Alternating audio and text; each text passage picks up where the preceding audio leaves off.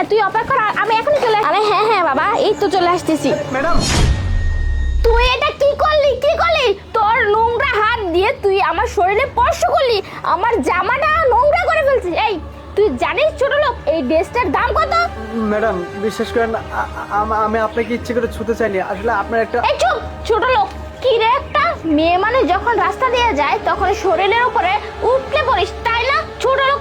এই তোর কি খায়া দেয় কোনো কাজ নেই? মেয়ে মানুষকে বিরক্ত করিস। আর কি রে ফকিন্নির ছোট লোক, তোদের তো মান সম্মান নাই কিন্তু আমাদের তো মান সম্মান আছে। কি একটা করতেছিস? আর একটা কথা বললে না থাপ্পড় দিয়ে তোর দাঁতগুলো ফেলে দিব। ম্যাডাম দেখুন আপনি ভুল বুঝতেছেন, আসলে আমি যে বিষয়টা বলতেছিলাম। এই চুপ, তোর একটা কথাও আমি শুনবো না, বুঝতে পারছিস? তোকে তো আমি পরে দেখে নিচ্ছি, আমার দেরি হয়ে যাচ্ছে তাই চলে যাচ্ছি।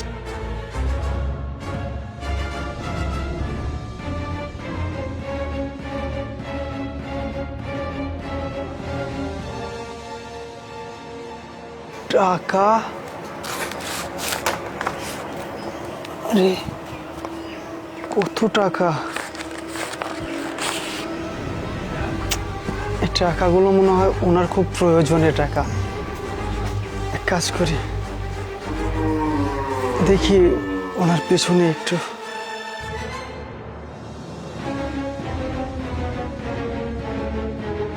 কি ব্যাপার শান্তা, তোকে দেখে মনে হচ্ছে তুই খুব চিন্তিত।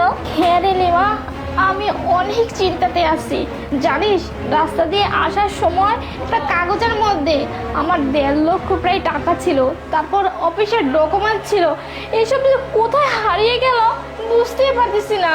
কিন্তু ওগুলো কাগজপাতি ছাড়া তো আমাকে অফিসে এলাওই করবে না, তাই আমি অনেক চিন্তাতে আছি রে। ও আচ্ছা, এই বিষয় নিয়ে খুব চিন্তিত। আচ্ছা তুই 1 মিনিট বস, আমি আসতেছি। 1 মিনিট? কোথায় যাবি? এই নে। এটা আরে এইখানটাই তো, এই তো আমার সব টাকা, আমার সব ডকুমেন্ট এইখানটা কোথায় পেলি? এটা আমি কোথায় পেয়েছি? ওই যে আমাদের বাড়ির পাশে যে দোকানটা আছে না, ওই যে আরিফ ভাই দোকানে যে থাকে, উনি এগুলো পেয়েছিল। ভাগ্যিস উনি যে আমার বাড়িতে এসে এগুলো দিয়ে গেছিল। কি বলছিস তুই?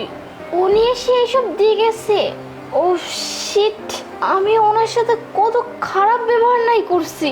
কি বলছিস তুই? ওনার সাথে খারাপ ব্যবহার করেছিস মানে? শোন, তুই বুঝবি না, আমি না অনেক বড় একটা অন্যায় করে ফেলছি। আচ্ছা লেবা তুই এখানে বস, আমি আসতেছি, ঠিক আছে?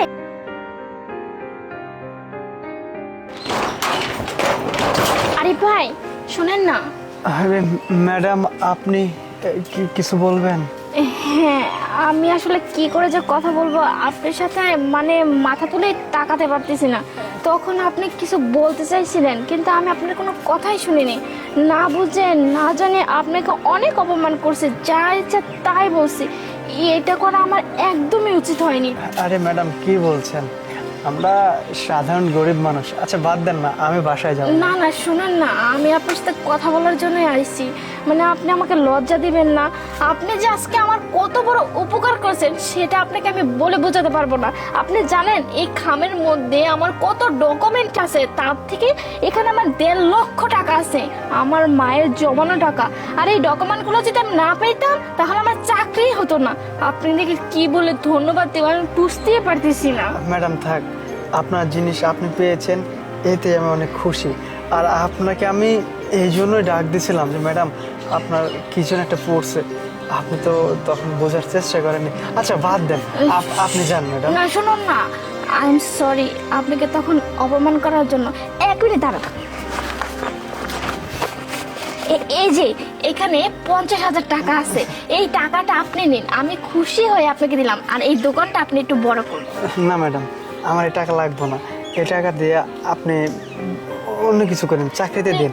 আপনি আমার জন্য দোয়া করেন শুধু ম্যাডাম, টাকা দিন না আমাকে। প্লিজ ভাই আপনি নেন না। না ম্যাডাম, টাকা আমার লাগবে না, আপনার টাকা আপনি রেখে দিন। সত্যি আপনার মতো না সৎ মানুষ হয় না, আপনার মতো যদি মানুষ হতো তাহলে আজকালকার জীবনে এরকম হতোই না।